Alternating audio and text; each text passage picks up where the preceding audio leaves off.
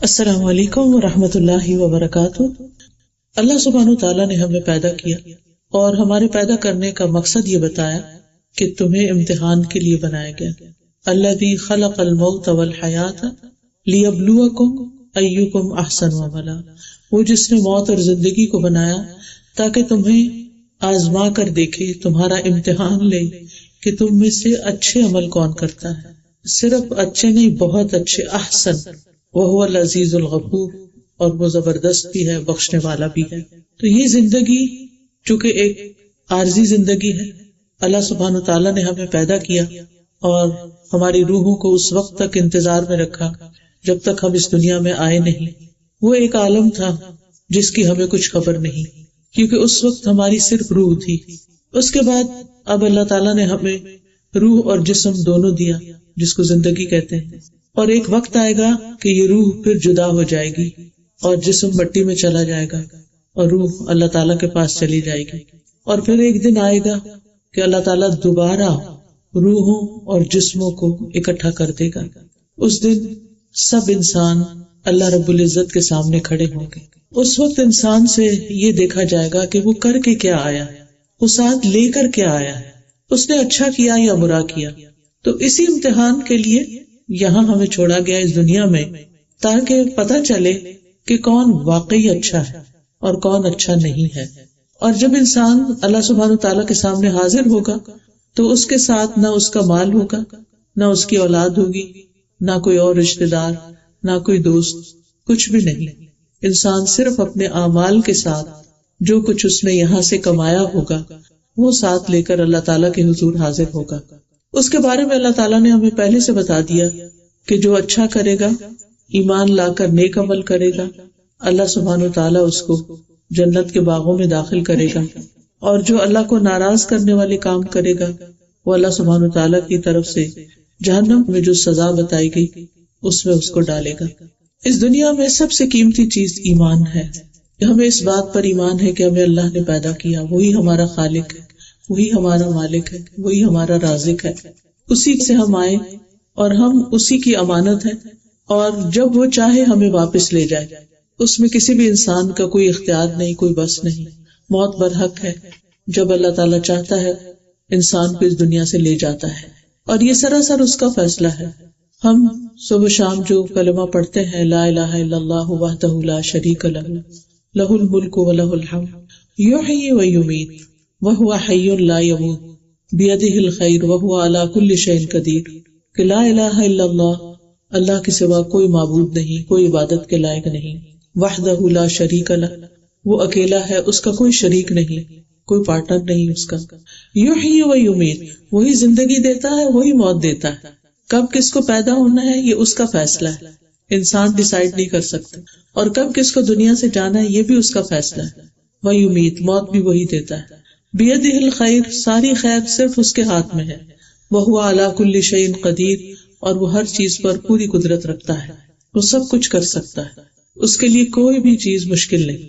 اب زندگی اور موت کا وقت چونکہ اللہ نے لکھا ہے، انسان کے اختیار میں نہیں، اس لیے انسان کو اللہ تعالیٰ کے فیصلے پر راضی ہونے کے سوا کچھ بھی نہیں، کہ ہمارے پاس جو کچھ بھی ہے وہ اسی کا دیا ہوا ہے۔ غالب نے کہا تھا کہ جان دی ہوئی اسی کی تھی، حق تو یہ کہ حق ادا نہ ہوا، کہ یہ جان اللہ نے دی ہے اور اسی نے لی ہے، جان دی ہوئی اسی کی تھی، یعنی ہم نے اگر اپنی جان دے دی، اللہ کے حوالے کر دی، تو پھر یہ اسی کی تو تھی، ہم تو اس کے مالک نہیں۔ ٹھیک ہے یہ ہمارے جسم میں ہے ہماری جان، لیکن ہم مالک نہیں، مالک وہ ہے جس نے اس روح کو پیدا کیا، جو جس چیز کو بناتا ہے وہی اس کا مالک ہوتا ہے۔ تو اس نے پیدا کیا، اسی کی طرف سے آئے اور اسی کی طرف واپس جانا ہے۔ اسی لیے ہم کہتے ہیں جب کوئی فوت ہو جاتا ہے کہ انا للہ و انا الیہ راجعون، کہ بے شک ہم اللہ ہی کے ہیں اور اسی کی طرف واپس جانے والے ہیں۔ اور یہ چیز انسان کو صبر دیتی ہے، اور جب کسی کی وفات پر، کسی صدمے پر، کسی دکھ اور تکلیف پر، کسی نقصان پر انسان یہ کلمہ پڑھ لیتا ہے تو اللہ سبحانہ تعالیٰ اس کا اجر محفوظ کر لیتا ہے، اور پھر جب اس کو اپنا غم یاد آتا ہے وہ دوبارہ یہ کلمہ پڑھتا ہے تو اس کو اتنا ہی ثواب مل جاتا ہے جتنا پہلی دفعہ اس نے صبر کرنے پر حاصل کیا۔ اور جہاں تک صبر کا اجر ہے فرمایا کہ انما یوفی الصابرون اجرہم بغیر حساب. دنیا میں جتنی بھی نعمتیں ہیں وہ سب ایک امتحان ہے. جو کچھ بھی ہمیں ملا ہے وہ سب ہمارے لیے ایک امتحان کا پرچہ ہے، چاہے ہماری اولاد ہے، چاہے ہماری اپنی قابلیت ہے یا علم ہے یا مال و دولت ہے، جو کچھ بھی ہے سب امتحان ہے. دیکھا یہ جا رہا ہے کہ ہم ان سب چیزوں کو استعمال کیسے کرتے ہیں اور ان کے ساتھ اپنا ریلیشن شپ کیسے رکھتے ہیں. اللہ سبحانہ وتعالیٰ نے قرآن مجید میں یہ بھی فرمایا سورۃ البقرہ کی آیت نمبر 155 سے 7 تک، وَلَنَبْلُوَنَّكُمْ بِشَيْءٍ مِّنَ الْخَوْفِ وَالْجُوعِ وَنَقْصٍ مِّنَ الْأَمْوَالِ وَالْأَنفُسِ وَالثَّمَرَاتِ وَبَشِّرِ الصَّابِرِينَ الَّذِينَ إِذَا أَصَابَتْهُمْ مُصِيبَةٌ قَالُوا إِنَّا لِلَّهِ وَإِنَّا إِلَيْهِ رَاجِعُونَ أُولَئِكَ عَلَيْهِمْ صَلَوَاتٌ مِّن رَّبِّهِمْ وَرَحْمَةٌ وَأُولَئِكَ هُمُ الْمُهْتَدُونَ. اور یقیناً ہم تمہیں خوف اور بھوک اور مالوں اور جانوں اور پھلوں کی کمی میں سے کسی نہ کسی چیز کے ساتھ ضرور آزمائیں گے، اور صبر کرنے والوں کو خوشخبری دے دو. یہ وہ لوگ ہیں کہ جب انہیں کوئی مصیبت پہنچتی ہے تو کہتے ہیں بے شک ہم اللہ کے لیے ہیں اور بے شک ہم اسی کی طرف واپس جانے والے ہیں. یہ لوگ ہیں جن پر ان کے رب کی طرف سے کئی مہربانیاں ہیں اور بڑی رحمت ہے، اور یہی لوگ ہدایت پانے والے ہیں. تو اس سے یہ پتہ چلتا ہے کہ اللہ تعالیٰ نے پہلے سے ہی بتا دیا کہ میں آزمائش ضرور کروں گا، اور ہر شخص کسی نہ کسی شکل میں کسی نہ کسی چیز کی آزمائش میں مبتلا ہے. کوئی اولاد کی طرف سے آزمایا جا رہا ہے، کوئی مال کی طرف سے آزمایا جا رہا ہے، کوئی صحت کی طرف سے آزمایا جا رہا ہے، کوئی موت کے ساتھ آزمایا جا رہا ہے، کسی پیارے اور عزیز کی وفات کے ساتھ. تو یہ اللہ تعالیٰ نے شروع سے ہی بتا دیا تھا کہ میں آزماؤں گا ضرور. اور ایسی آزمائش کس لیے؟ تاکہ یہ دیکھا جائے کہ کون صبر کرتا ہے اور کون صبر نہیں کرتا. وَبَشِّرِ الصَّابِرِينَ، کون ہے صابر؟ الَّذِينَ إِذَا أَصَابَتْهُمْ مُصِيبَةٌ، کہ جب انہیں کوئی مصیبت پہنچتی ہے. مصیبت نکرہ ہے اسم، اور یہ عموم کے لیے آتا ہے، یعنی عام، یعنی کسی بھی قسم کی مصیبت. تو اس وقت وہ کیا کہتے ہیں؟ اِنَّا لِلَّهِ وَإِنَّا إِلَيْهِ رَاجِعُونَ، بے شک ہم بھی اللہ کے ہیں اور اللہ کے پاس واپس جانا ہے. یعنی اگر کوئی چیز ہمارے ہاتھ سے چلی گئی ہے، ہمارے ہاتھ سے نکل گئی ہے، تو ہمیں بھی جانا ہے. دنیا کی کوئی بھی چیز پرماننٹ نہیں، یہاں کسی بھی چیز کو ہمیشہ نہیں رہے، نہ کسی انسان کو، نہ کسی درخت کو. کل من علیہا فان ویبقی وجہ ربک ذو الجلال والاکرام، ہر چیز فنا ہونے والی ہے اور باقی رہنے والا تو صرف تیرے رب ذو الجلال کا چہرہ ہی ہے. یعنی اللہ کے سوا باقی ہر چیز فنا ہونے والی، وہی خالق ہے. جب کچھ نہ تھا تو وہ تھا، اور جب کچھ نہ رہے گا تو وہ باقی رہے گا. اس لیے اس بات کی ہمیشہ سے توقع رکھنی چاہیے اور اس بات کے لیے پریپیئرڈ ہونا چاہیے اور ہمیشہ تیار رہنا چاہیے کہ ہمارے پاس جو کچھ بھی ہے یہ سب کچھ ہی جانے والا ہے. لہٰذا ان چیزوں کے ساتھ اتنا دل نہ لگایا جائے کہ ان کی جدائی مشکل ہو جائے. قدرتی بات ہے، اللہ نے ہمارے دل میں رشتوں کی محبت ڈالی ہے، بہن بھائیوں کی محبت ڈال دی ہے، بچوں کی محبت ڈالی ہے، انسانوں کی محبت ڈالی ہے. لیکن اس کا مطلب یہ نہیں کہ ہم ان سے اتنا دل لگا دیں کہ اپنے رب کو بھول جائیں. جب انسان کسی بھی چیز سے اپنے رب سے زیادہ محبت کرتا ہے تو اللہ تعالیٰ اسی چیز سے آزما لیتا ہے، کیونکہ اللہ تعالیٰ کو اس بات پہ غیرت آتی ہے کہ جس نے سب کچھ دیا ہے اس کو چھوڑ کر انسان کسی اور کی محبت میں مبتلا ہو جائے. تو جو لوگ اللہ کی رضا پہ راضی ہو جاتے ہیں اللہ تعالیٰ ان سے راضی ہو جاتا ہے، ان پر رب کی بڑی مہربانیاں آتی ہیں اور رحمتیں، اور ایسے لوگوں کو پھر راہ مل جاتی ہے. پھر آپ دیکھیے کہ اللہ سبحانہ وتعالیٰ یہ بھی فرماتے ہیں سورۃ التغابن میں، ما اصاب من مصیبت الا باذن اللہ ومن یؤمن باللہ یہد قلبہ واللہ بکل شیء علیم. جو مصیبت بھی آتی ہے وہ اللہ کے اذن سے آتی، خود سے نہیں آتی. خود سے کوئی آپ کا بال بھی بیکا نہیں کر سکتا، اللہ کا اذن ہوتا ہے آپ کی آزمائش کے لیے، تو وہ تکلیف آ جاتی ہے.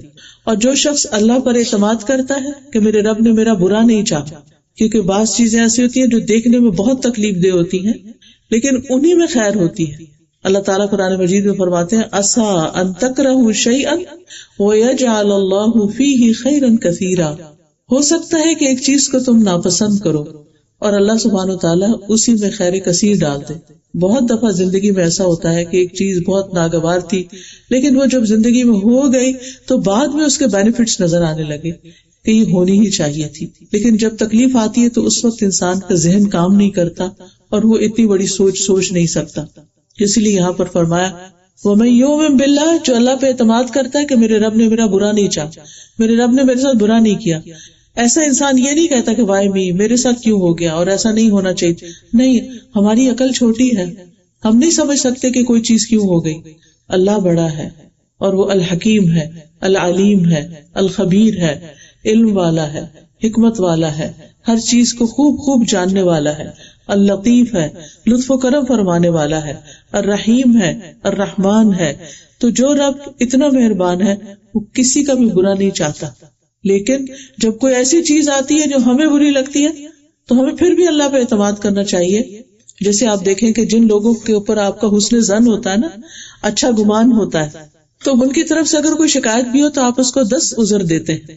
نہیں، اس کی یہ وجہ ہوگی، اس کی وہ وجہ ہوگی، اس لیے میرے ساتھ اس نے ایسی بات کہی، اس کا دل میرے لیے بہت اچھا، میں اس پہ ٹرسٹ کرتی ہوں. لیکن جس ریلیشن شپ پہ ٹرسٹ نہیں ہوتا وہاں سیدھی بات بھی الٹ لگتی.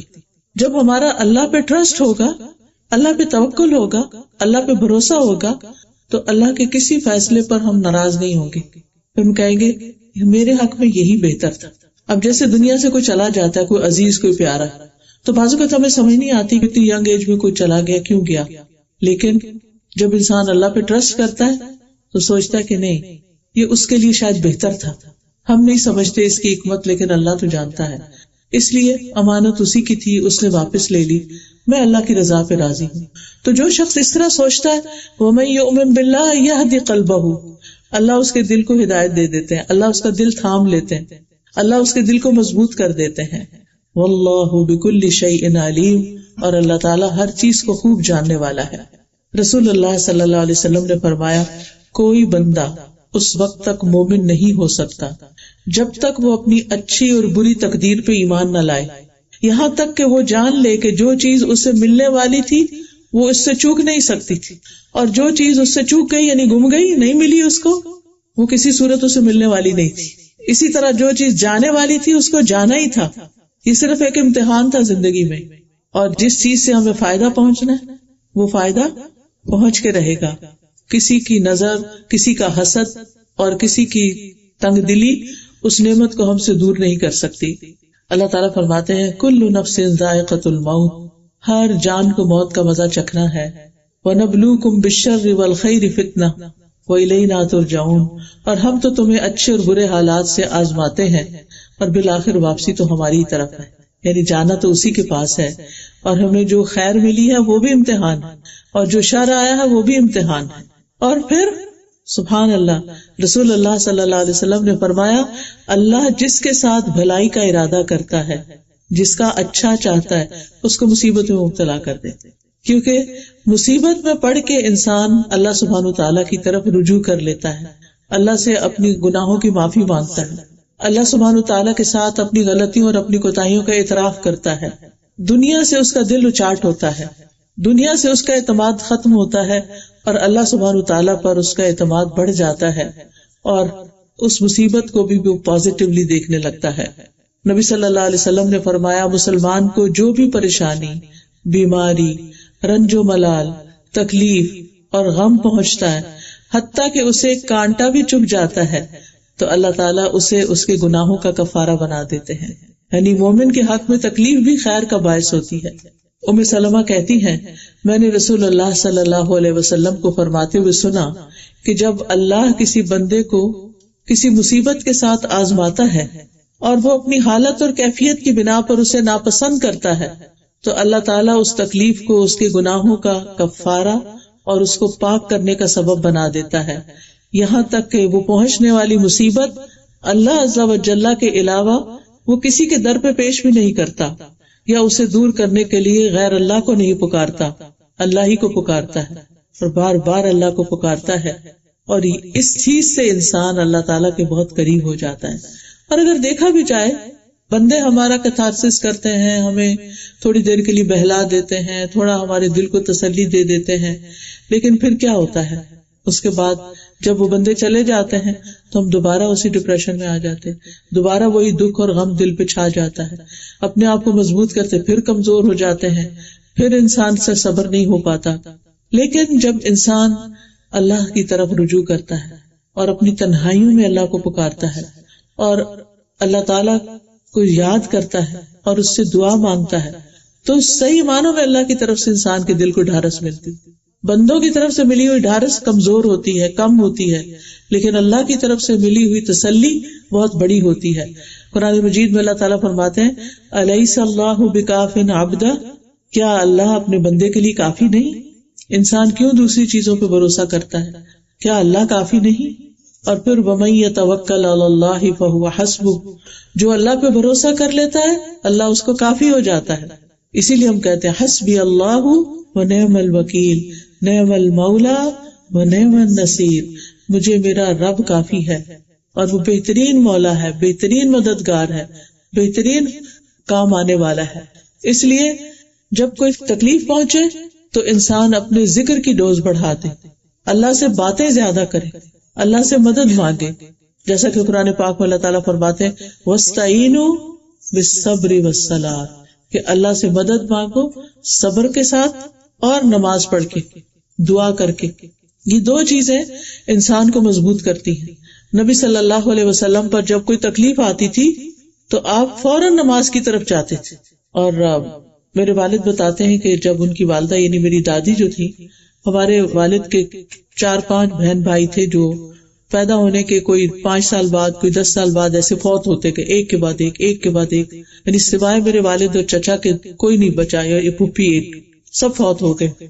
تو کہتے ہیں کہ میری دادی جو تھی وہ جس وقت کو بچہ فوت ہوتا تھا اس کے اوپر کپڑا ڈال کے خود اس کے پاس نماز کے لیے کھڑی ہو جاتی اور اللہ سے خوب خوب دعائیں کرتی۔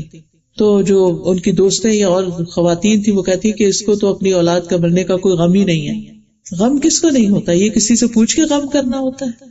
یعنی خاص طور پر ماں کا تو جسم جڑا ہوتا ہے بچے کے ساتھ۔ آپ کو پتا نہیں کہ جب بچہ پیدا ہوتا ہے تو وہ اس کی ایک نالی کاٹتے ہیں اس کو الگ کرنے کے لیے، کیونکہ وہ اسی سے خوراک لے رہا ہوتا ہے، وہ پورے کا پورا اس کا جسم ماں کے پیٹ کے اندر بنا ہوتا ہے، وہ اس کے جسم کا ٹکڑا ہوتا ہے، اس کے جگر کا ٹکڑا جس کو کہتے ہیں۔ تو یہ کیسے ہو سکتا ہے کہ کسی بچے کی وفات پر ماں کا دل نہ دکھے؟ لیکن وہ ماں اگر اپنے غم اور دکھ کی فریاد صرف اللہ سبحانہ وتعالیٰ سے کرتی ہے تو عام طور پر لوگ اس غلط فہمی میں پڑ جاتے ہیں کہ شاید اس کو غم ہی نہیں۔ حضرت یعقوب علیہ السلام سے جب یوسف علیہ السلام سال ہر سال کے لیے بچھڑ گئے، کوئی چھوٹی آزمائش تھی؟ بہت بڑی آزمائش تھی۔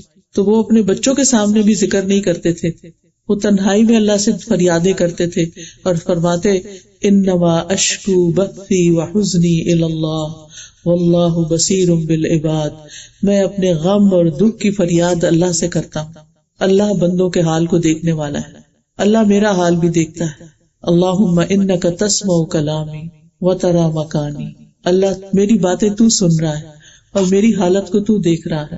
لہذا سب سے زیادہ اسٹرانگ چیز انسان کو تھامنے والی اللہ سبحانہ وتعالیٰ سے مضبوط تعلق ہے، اور ہر آنے والی تکلیف انسان کا تعلق مضبوط کرتی ہے پہلے سے بھی زیادہ۔ اور پھر یہ اللہ سبحانہ وتعالیٰ کے قرب کی نشانی ہوتی ہے۔ جس کو اللہ تعالیٰ اپنے قریب کرنا چاہتا ہے، جس کو اللہ تعالیٰ اپنا بنانا چاہتا ہے، اس کا دل دوسروں سے ہٹا دیتا ہے اور پھر اس کے اندر صبر بھر جاتا ہے۔ ابن تیمیہ کہتے ہیں کہ اللہ تعالیٰ نے اپنی کتاب میں 90 سے زیادہ مقامات پر صبر کا ذکر کیا ہے۔ تقویٰ کا ذکر 145 دفعہ آیا ہے، لیکن صبر کا ذکر 90 دفعہ آیا، یعنی پورے قرآن میں 90 بار صبر کی تلقین ہے، اور اجر کتنا بڑا بتایا ہے۔ نبی صلی اللہ علیہ وسلم کو براہ راست بھی تلقین کی گئی وَاصْبِرْ وَمَا صَبْرُكَ إِلَّا بِاللَّهِ وَاصْبِرْ لِحُكْمِ رَبِّكَ۔ تو انسان کے لیے تکلیف کے موقع پر صبر درجات کی بلندی کا سبب بن جاتا ہے، اور اللہ تعالیٰ نے ایسے لوگوں کی تعریف کی ہے وَالصَّابِرِينَ فِي الْبَأْسَاءِ وَالضَّرَّاءِ وَحِينَ الْبَأْسِ أُولَئِكَ الَّذِينَ صَدَقُوا وَأُولَئِكَ هُمُ الْمُتَّقُونَ۔ خصوصاً وہ لوگ جو تنگ دستی، تکلیف اور لڑائی کے وقت صبر کرنے والے ہیں، یہی لوگ ہیں جنہوں نے سچ کہا، اور یہی متقی لوگ ہیں۔ تقوی والے یہی ہیں کہ جو تکلیف کے وقت صبر کر جاتے ہیں۔ پھر اسی طرح انسان کو زندہ انسانوں سے بھی تکلیفیں پہنچتی ہیں۔ اس کے بارے میں سورۃ الفرقان میں آتا ہے وَجَعَلْنَا بَعْضَكُمْ لِبَعْضٍ فِتْنَةً أَتَصْبِرُونَ وَكَانَ رَبُّكَ بَصِيرًا، اور ہم نے تم میں سے بعض کو بعض کے لیے آزمائش بنایا ہے۔ بعض اوقات اپنا ہی کو بچہ آزمائش بن جاتا ہے، اور بعض اوقات شوہر کی طرف سے آزمائش ہو جاتی ہے کہ اس کا رویہ اور سلوک ٹھیک نہیں ہوتا، بعض اوقات کوئی اور انسان مصیبت کا باعث بن جاتا ہے تو انسان کی زندگی حرام کر دیتا ہے، انسان کا سکون چین لوٹ لیتا ہے. تو ایسے میں کیا فرمایا کہ اتصبرون، اس کا حل صرف صبر ہے کہ اپنی زبان سے کوئی ایسی بات نہیں نکلنے دینی جو اللہ تعالیٰ کو ناپسند ہے، کوئی ایسا کام نہیں کرنا جو اللہ تعالیٰ کو ناپسند. صبر یہ ہوتا ہے کہ انسان اس تکلیف کے وقت میں سارا وقت یہ دیکھے کہ رب کی نگاہیں میرے اوپر ہے اور وہ میرے ایک ایک ایکشن کو، میری ایک ایک حرکت کو دیکھ رہا ہے، اور فرشتے قلم سنبھالے ہر لمحے دیکھ رہے ہیں کہ یہ بندہ اب کہتا کیا اور کرتا کیا. تکلیف اور دکھ کے وقت جو اللہ کو نہیں بھولتا اور اللہ کو یاد کرتا ہے اور اللہ سے مدد مانگتا ہے اور صبر کرتا ہے اور کوئی برے الفاظ زبان سے نہیں نکالتا، کوئی زیادتی کی بات زبان سے نہیں نکالتا، اللہ سبحانہ وتعالیٰ پھر اس کو تھام لیتا ہے. وَكَانَ رَبُّكَ بَصِيرًا، اور تیرا رب ہمیشہ سے سب کچھ دیکھنے والا ہے، وہ سب دیکھ رہا ہے. بعض اوقات ہم انسانوں کے سامنے اپنی سچائی کو پروو نہیں کر سکتے، لیکن اللہ دیکھتا ہے. یہ چیز انسان کے دل کو تسلی دے دیتی ہے، سکون دے دیتی ہے کہ میرا رب تو جانتا ہے، میرا رب تو دیکھتا ہے. اور صبر جو ہے افضل ترین ایمان کی حالت ہے. نبی صلی اللہ علیہ وسلم نے فرمایا الایمان الصبر والسماحہ، کہ افضل ایمان صبر اور نرمی کرنا ہے. پھر اسی طرح خسارے سے بچنے کے لیے بھی صبر کرنا ضروری ہے. سورۃ العصر میں اللہ تعالیٰ فرماتے ہیں والعصر ان الانسان لفی خسر الا الذین آمنوا وعملوا الصالحات وتواصوا بالحق وتواصوا بالصبر. اور یہ بڑی ہمت کا کام ہوتا ہے، آسان نہیں ہے. صرف اللہ کی توفیق سے ہی انسان صبر کر سکتا ہے، لیکن صبر سے بڑی کوئی نعمت کسی کو نہیں ملی. حدیث میں آتا ہے وَلَن تُعْتَوْا عَطَاءً خَيْرًا وَأَوْسَعَ مِنَ الصَّبْرِ، کہ کسی شخص کو صبر سے بہتر اور کشادہ تر نعمت کوئی نہیں ملی. یعنی جس کو صبر مل گیا گویا اس کو بہت بڑی نعمت مل گئی، کیونکہ صبر کے ساتھ ہی اجر ہے اور صبر کے ساتھ بلند درجے ہیں. تو یقین اور صبر، یقین کس بات کا کہ اللہ میری مدد ضرور کرے گا اور اس صبر پر مجھے اجر ضرور عطا کرے گا. صبر جو ہے عربی زبان میں روک لینے کو کہا جاتا ہے، رکنا، روکنا، یعنی اپنے آپ کو کس چیز سے روکنا؟ واویلا کرنے سے، شکوے شکایتیں کرنے سے، زیادتی کی باتیں کرنے سے، اور اپنی ٹون میں، اپنے الفاظ میں نرمی لا کر اور اچھے الفاظ اور اچھے جملے بول کر جو بار بار انسان کہے اے رب میں آپ سے راضی ہوں، آپ بھی مجھ سے راضی ہو جائیں، اے رب میں اس چیز پر صبر کروں گی. یعنی جو بھی کوئی صدمہ اور تکلیف انسان کو ہو تو ساتھ ساتھ انسان اپنے رب سے باتیں کرتا چلا جائے. دل کی کیفیت اللہ کو ویسے بھی پتا ہے، لیکن ہم اپنے دل کا حال بتائیں کہ یا رب میرا دل بوجھل ہو رہا ہے، یا رب میرا دل اداس ہو رہا ہے، یا رب میرا دل یہ چاہ رہا ہے، آپ میری مدد فرمائیں. اور آپ دیکھیں گے کہ اللہ کی مدد آئے گی. ان اللہ مع الصابرین، بے شک اللہ تعالیٰ صبر کرنے والوں کے ساتھ ہے. تو نفس کو بے صبری سے اور ناراض ہونے سے روک لینا، زبان کو شکایت سے روک لینا اور اعضاء کو بے چینی سے روک لینا، یہ صبر ہوتا ہے.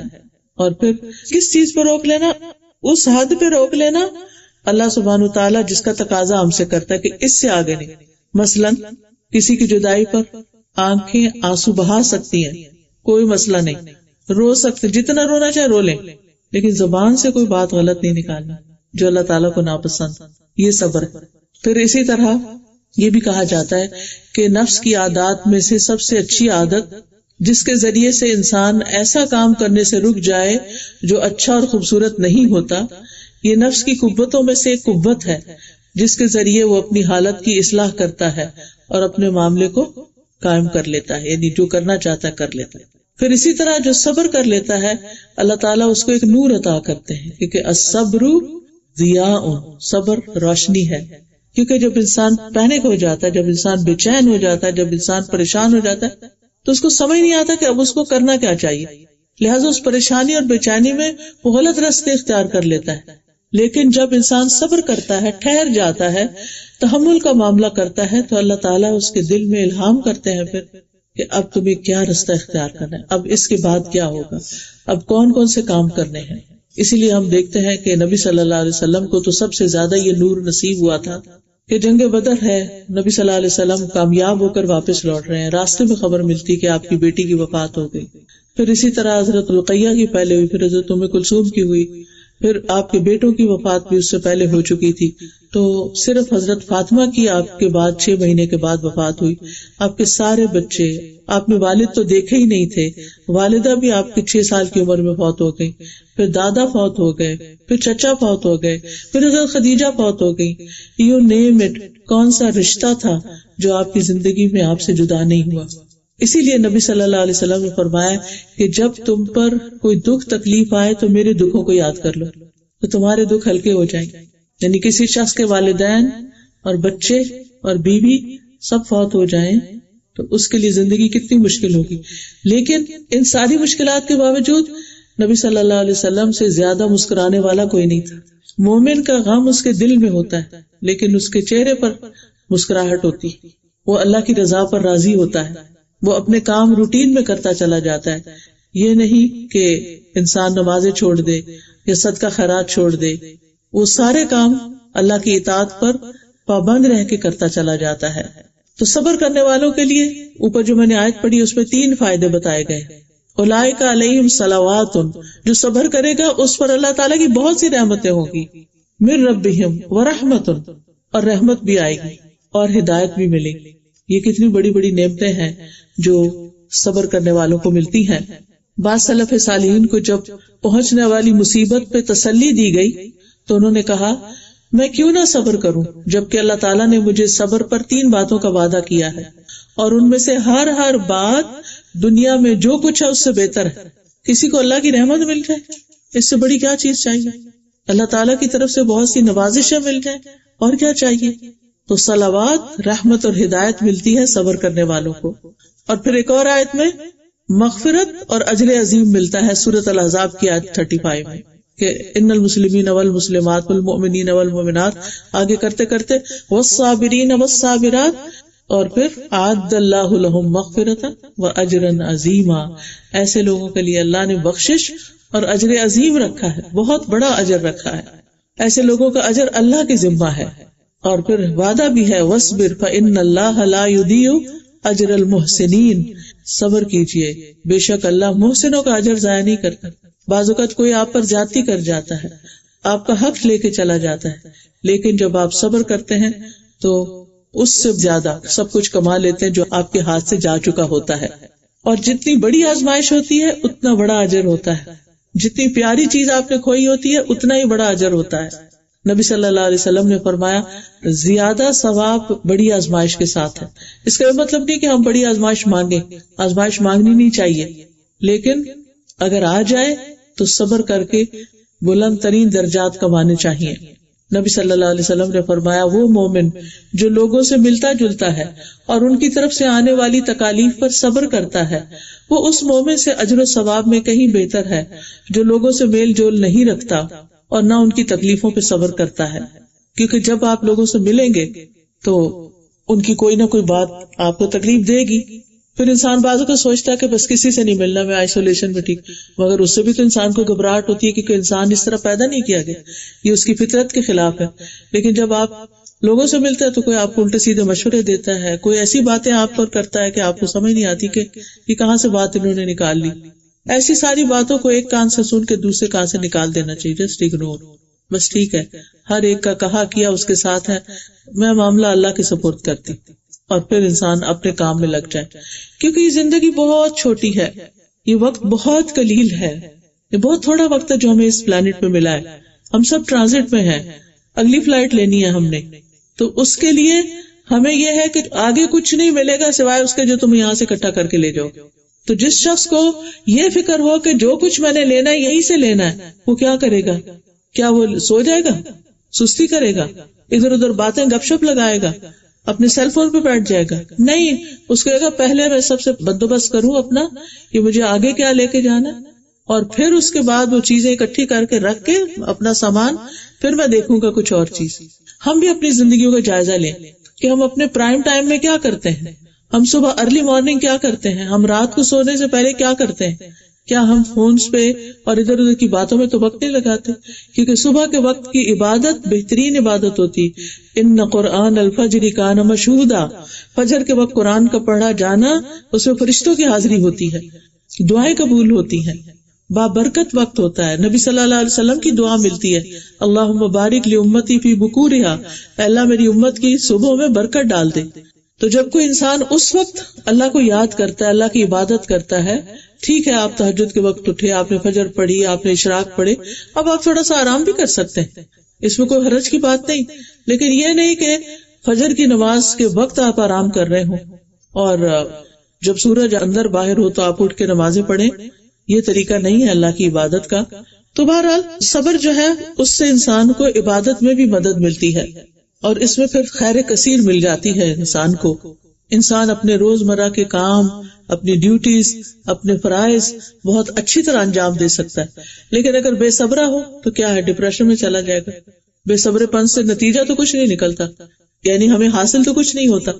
اور پھر کیا ہوتا ہے کہ انسان اس کی دوائیاں کھانی شروع کر دیتا ہے، اور دوائیاں کھانے کے بعد آپ سب کو پتہ کیا ہوتا ہے، پھر صرف سونا ہی ہوتا ہے. تو صرف بھلانے والی بات ہوتی، انسان کی ساری پروڈکٹیوٹی ماری جاتی، انسان دوسروں سے، رشتوں سے کٹ کے رہ جاتا ہے، انسان کسی کام کا نہیں رہتا.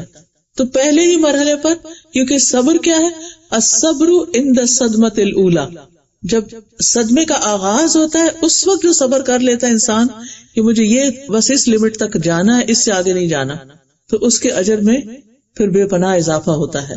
رسول اللہ صلی اللہ علیہ وسلم نے فرمایا، مدد صبر کے ساتھ ہے، جو صبر کرے گا اس کو اللہ کی مدد ملے گی، اور کشادگی تنگی کے ساتھ ہے، یعنی جب چیزیں تنگ ہو جاتی ہیں وہیں سے وسعت آ جاتی. اور بے شک ہر مشکل کے ساتھ ایک آسانی ہے، اور بے شک اسی مشکل کے ساتھ ایک اور آسانی ہے. یعنی اللہ سبحانہ تعالیٰ جب کوئی چیز ہم سے لے لیتا ہے تو اس کے لینے میں بھی آسانیاں ہوتی ہیں. آپ دیکھیں کہ مثلاً آپ کو کھانا پکانے کا وقت نہیں ملا، آپ نے کھانا اسکپ کر دیا، پانی پی لیا، اور پھر کئی گھنٹے کے بعد جا کے آپ کو کھانے کی کوئی چیز ملی. کئی دفعہ سفر میں ایسا ہو جاتا ہے کہ مرضی کے کھانے پینے کی چیز نہیں ہوتی، یا وہ ملتی نہیں جو آپ نے کھانا ہوتا، تو آپ ایک لمبا فاقہ کرتے ہیں. کبھی آپ نے اس فاقے کو انجوائے کیا؟ کتنا انجوائے کرتا ہے نا جب انسان کا پیٹ خالی ہوتا ہے اور اس کے اندر ایک عجیب سی گہرائی آ جاتی ہے، ایک غور و فکر آ جاتا ہے، اور پھر آہستہ آہستہ بھوک لگ کے بھوک بھی ختم ہو جاتی ہے اور انسان اپنے آپ کو ہلکا پھلکا محسوس کرتا ہے. پہلے مجھے یہ بات سمجھ نہیں آتی تھی کہ علم جو ہے بھرے پیٹ کے ساتھ حاصل نہیں ہوتا یا انسان غور و فکر نہیں کر سکتا، لیکن جب میں نے اس کا ایکسپیرئنس کیا تو میں حیران ہو گئی کہ کس طرح بھوک اور فاقہ اور کھانے پینے سے دور رہنا کس طرح انسان کو طاقتور بنا دیتا ہے اور اس کی زندگی میں کتنی سہولت اور آسانی ہو جاتی. تو جب ہم ایک تکلیف برداشت کرتے ہیں تو اس کے ساتھ اللہ تعالیٰ اجر بھی دیتا ہے، صبر بھی دیتا ہے، وسعت دیتا ہے، آسانی دیتا ہے، کئی اور نعمتیں اور کئی اور مینیوز کھل جاتے ہیں. پھر اسی طرح صابرین کے ساتھ اللہ ہے، صابرین کو اللہ کی مدد ملتی ہے، فرشتوں کا ساتھ ملتا ہے، اللہ کی محبت ملتی ہے. واللہ یحب الصابرین، ہم سب چاہتے ہیں اللہ تعالیٰ ہم سے محبت کرے، لیکن جب کوئی صبر کرتا ہے تو اللہ کی محبت اس کی قسمت میں لکھی جاتی ہے. پھر کامیابی بھی صبر کے ساتھ ہے، عزت بھی صبر کے ساتھ ہے. نبی صلی اللہ علیہ وسلم نے فرمایا، جس بندے پر کوئی ظلم کیا گیا اور اس نے اس پر صبر کر لیا تو اللہ تعالیٰ اس کی عزت بڑھا دے گا. کیونکہ ہوچے لوگ اور بے صبرے لوگ اور جلد باز لوگ کسی کو پسند نہیں آتے.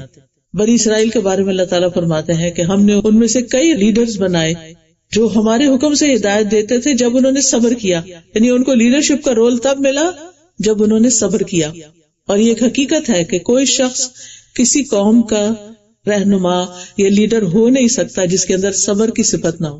پھر اسی طرح قرآن کے وعدے کے مطابق دشمن کی چالوں سے تحفظ ملتا ہے، غور و فکر کی توفیق ملتی ہے، دنیا اور آخرت کی نعمتوں سے انسان مالا مال ہو جاتا ہے، دنیا اور آخرت میں بہترین ٹھکانہ ملتا ہے اور بے حساب اجر دیا جاتا ہے. اور ایک روایت میں آتا ہے کہ صبر کا بدلہ جنت ہے. وَجَزَاهُمْ بِمَا صَبَرُوا جَنَّةً وَحَرِيرًا، انہیں ان کے صبر کرنے کے عوض جنت اور ریشم کا بدلہ ملے گا. اب اس سلسلے میں یہ یاد رکھنا چاہیے کہ سب سے پہلے انسان صبر صرف اللہ کی خاطر کرے، یہ نہ کہے کہ ہائے لوگ کیا کہیں گے اگر میں نے یہ کر دیا. لوگوں کی خاطر نہیں، صرف اللہ کی خاطر. وَاصْبِرْ وَمَا صَبْرُكَ إِلَّا بِاللَّهِ، اور صبر کیجیے، اور صبر کرنا آپ کا اللہ کی توفیق ہی کے ساتھ ہے. دوسرا یہ کہ صدمے کی پہلی چوٹ پر پہلی دفعہ جب کوئی چیز تکلیف دے سنے یا دیکھے تو فوراً صبر کر لیں، انا للہ پڑھ کر صبر. پھر صبر کوشش سے آتا ہے.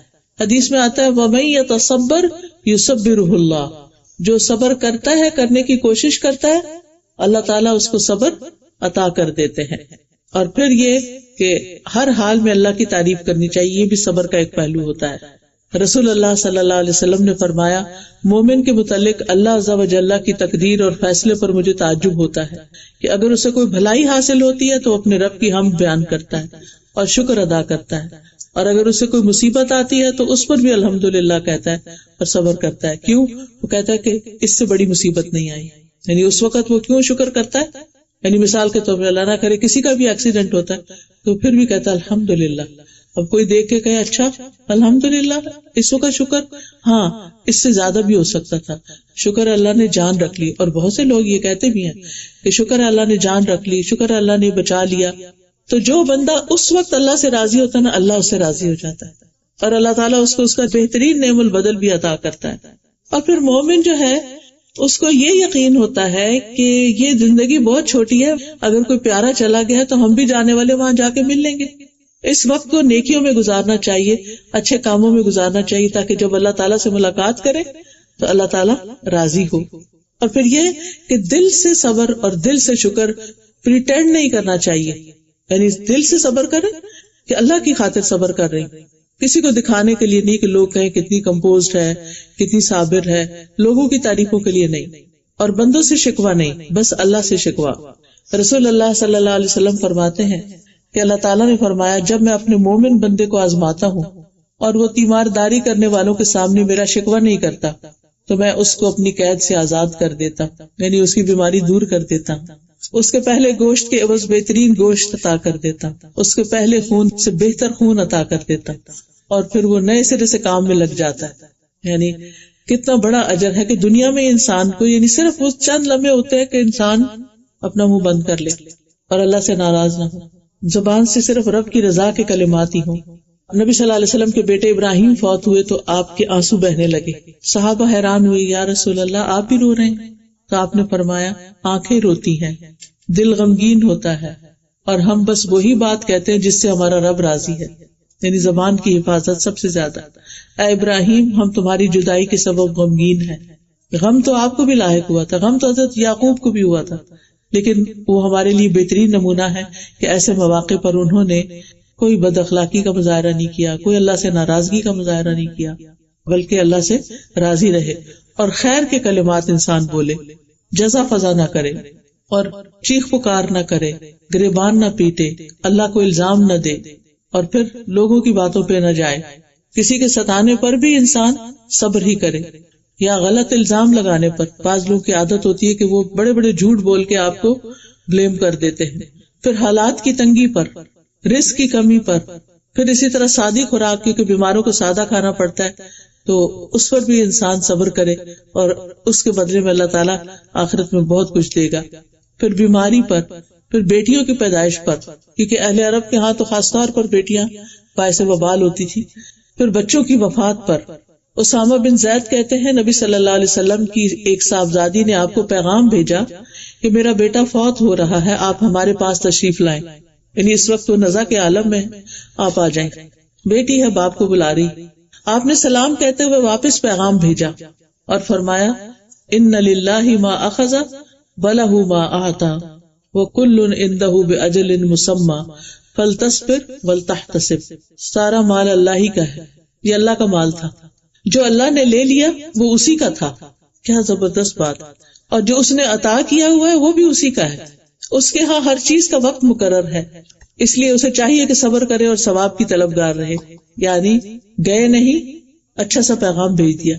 اور پھر انسان جب نیکی کا کام کا ارادہ کرے اس وقت بھی صبر کرے، اور جس گناہ سے بچنا چاہے اس پر بھی صبر کرے، اور بدلہ لینے کے موقع پر بھی صبر سے کام لے. صبر کرنے والوں میں سب سے زیادہ بڑی مثال حضرت ایوب علیہ السلام کی. 18 سال بیمار رہے، اسکن ڈیزیز تھی. یعنی اگر تھوڑی سی بھی کوئی چیز ہو جائے نا تو ہم بار بار اس کو کھجاتے ہیں، کرتے ہیں، لیکن وہ کہتے ہیں کہ شیطان ملعون کو نہیں پتا کہ میرے دل میں کتنا اطمینان ہے کہ پہلے میرے اللہ کی عبادت کرنے کے راستے میں بچے، مال، کام حائل ہو جاتے تھے، اب سب نے مجھے چھوڑ دیا ہے تو میرے اور اللہ کے بیچ میں کوئی نہیں. یہ ہے صبر کا اعلیٰ مقام.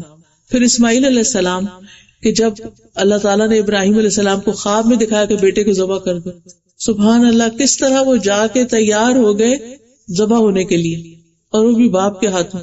کوئی شکوہ نہیں کیا کہ آپ ہمارے ساتھ نہیں رہتے، آپ تو پتہ نہیں کہاں رہتے اور آ جاتے ہیں اور ایسے ایسے کام ہمیں کہتے ہیں جو ہم کر نہیں سکتے. یہ ہوتا ہے صبر. پھر یوسف علیہ السلام بچپن میں جدا ہوئے، پھر بازار مصر میں بکے، پھر ایک عورت کے گھر گئے تو اس فتنے سے واسطہ پڑا، پھر جیل میں چلے گئے.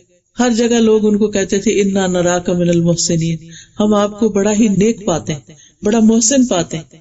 یعنی اتنی مشکلات میں بھی انہوں نے نیکی کا دامن نہیں چھوڑا، کسی کے خلاف کوئی پروپیگنڈا نہیں کیا. اجر کمانے والے تو ایسے ہی ہوتے ہیں. اور پھر حضرت آسیہ علیہ السلام فرعون کی بیوی، جن کے اوپر اتنے تشدد ہوتے تھے لیکن انہوں نے اپنا ایمان نہیں چھوڑا اور کہا رب ابن لی عندک بیتا فی الجنہ، اے میرے رب میرے لیے اپنے پاس جنت میں گھر بنا دے. تو اللہ تعالیٰ نے ان کو پھر اٹھا لیا.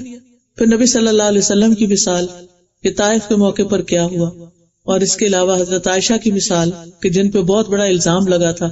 تو ہونا یہ چاہیے کہ ہم اللہ تعالیٰ سے خیر کی امید رکھتے ہوئے اللہ سے تعلق مضبوط کریں اور دعا کرتے رہیں. تو آئیے ہم سب مل کے دعا کر لیتے ہیں. سبحان اللہ والحمد للہ ولا الہ الا اللہ واللہ اکبر ولا حول ولا قوة الا باللہ العلی العظیم.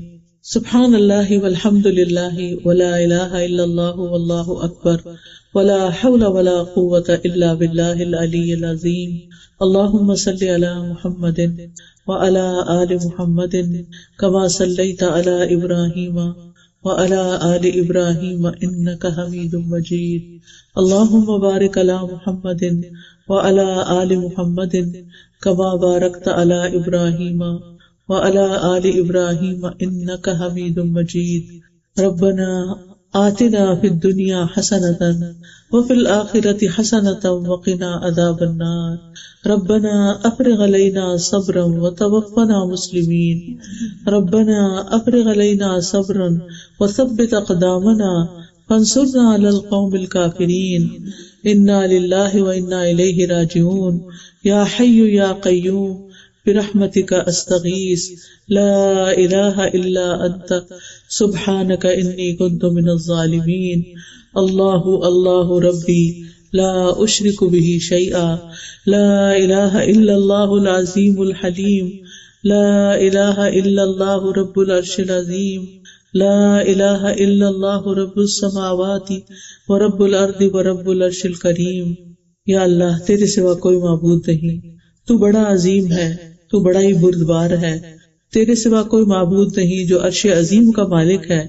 یا اللہ اس کے علاوہ کوئی معبود نہیں جو زمین و آسمان اور عرش کریم کا رب ہے. یا اللہ تو ہم سب کی مشکلات آسان فرما دے. اللہ ہم سب کے دکھ دور فرما دے. اللہ ہماری بہن کا دکھ دور فرما دے، ان کے دل کو صبر اور چین عطا فرما دے. اللہ جس سعیدہ بہن کے لیے تکلیف آسان کرنے کی دعا کرائی گئی ہے، یا اللہ ان کے لیے آسانیاں فرما دے. یا رب العالمین ہمیں اپنی زندگیوں سے صحیح معنوں میں فائدہ اٹھانے کی توفیق دے. اللہ ہم سب کو دنیا کی تکلیفوں اور پریشانیوں سے بچا لے. یا اللہ ہمیں عافیت عطا فرما. اللہ تعالیٰ جب ہم تیرے پاس آئیں تو ہمیں بخش دے. یا اللہ ہمارے دکھوں اور غموں کا مداوع فرما. یا اللہ ہماری مصیبتوں میں اجر عظیم عطا فرما. یا رب العالمین جتنی بہنیں یہاں آئی ہیں ان کے دلوں میں جو دعائیں ہیں وہ قبول فرما. یا اللہ ہماری ان بہن کو صبر جمیل عطا فرما اور جانے والے کی بخشش فرما، اس کے درجات بلند فرما، اس کو اپنی رحمتوں میں ڈھانپ لے. یا اللہ ان کے عزیز و قارب کو ان کے پیچھے صدقہ جاریہ بنا دے. یا اللہ تو ہمیں علم حاصل کرنے والا بنا اور علم حاصل کر کے عمل کرنے والا بنا. یا اللہ تو ہمیں دنیا اور آخرت میں بہترین بھلائیاں عطا فرما. یا اللہ تمام بیماروں کو صحت عطا فرما. یا رب العالمین ہم سب کو خیر کے کاموں کی توفیق دے اور شر سے بچا لے. ربنا تقبل منا انک انت السمیع العلیم وتب علینا انک انت التواب الرحیم. وصلی اللہ تعالی علی خیر خلقہ محمد وعلی آلہ واصحابہ واہل بیتہ اجمعین برحمتک یا ارحم الراحمین. اب آپ میں سے کوئی کچھ کہنا چاہے تو موسٹ ویلکم. کی بے چینی تو کیسے خاطر کی جاتی ہے؟ انسان جگہ بدل لے، پانی پی لے، اپنے آپ کو پریس کر لے، دم کر لے اپنے اوپر.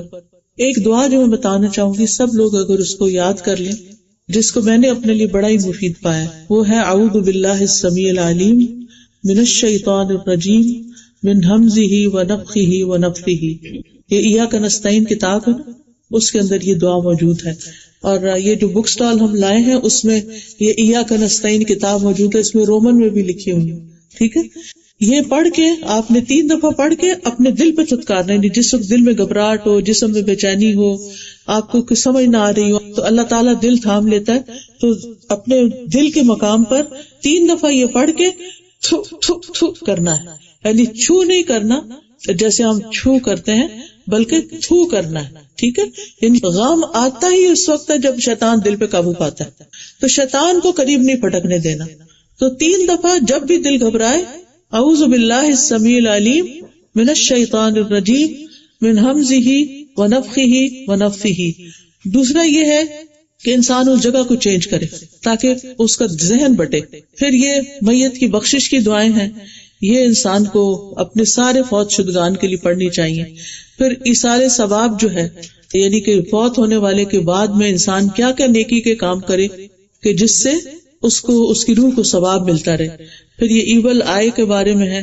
پھر جو کوئی بیمار ہو اس کے پاس یہ کتاب ہونی چاہیے، پریئرز فار ہیلنگ، کہ کون کون سی دعائیں ہم کریں کہ صحت یاب ہو جائے. اور یہ حفاظت کی دعائیں ہیں، پروٹیکشن کی، انگلش ٹرانسلیشن کے ساتھ اور اردو کے ساتھ. تو اللہ تعالیٰ سے دعا ہے کہ اللہ تعالیٰ ہم سب پر اپنی رحمت نازل فرمائے. آپ ایسے کوئی کچھ کہنا چاہے، کچھ پوچھنا چاہے تو موسٹ ویلکم. دیکھیے شیطان تو اسی وقت دور ہوتا ہے نا جب انسان وضو کرتا ہے، نماز پڑھتا ہے، قرآن پڑھتا ہے، تو پھر شیطان بھاگتا ہے اس بندے سے. تو ان کو پیار سے دین کی بات سمجھائیں کہ اللہ کا حق کیا ہے. جس نے ہمیں پیدا کیا اس کا حق سب سے بڑا ہے. ہم دنیا میں جتنے لوگوں کو مرضی خوش کر لیں، جتنے مرضی بڑے بڑے کام کر لیں، لیکن اگر اس کو راضی کر کے نہیں گئے تو کچھ بھی نہیں کمایا. تو اس کے لیے پھر یہ کہ نماز، روزہ اور ان چیزوں کی طرف لائیں گے تو ان الصلاۃ تنہی عن الفحشاء، نماز جو ہے وہ برائیوں سے روکتی ہے. تو اس میں پھر کوتاہی نہ ہو. یہ نہ ہو کہ ہم بچوں کو تو کہتے رہے اور صبح فجر کے وقت خود سوتے رہے. جی پوچھنا تھا مجھے آپ سے کہ جیسے میں تھوڑا بیمار ہوں بہت، تو مجھ سے یہ ہو رہا ہے کہ میں جیسے فجر کے ٹائم میں اٹھ تو جاتی ہوں، اٹھ ہی رہتی ہوں، مگر مجھ سے اٹھا ہی نہیں جاتا ہے. مطلب میں بالکل ہی جیسے کولیپس ہو جاتی باڈی.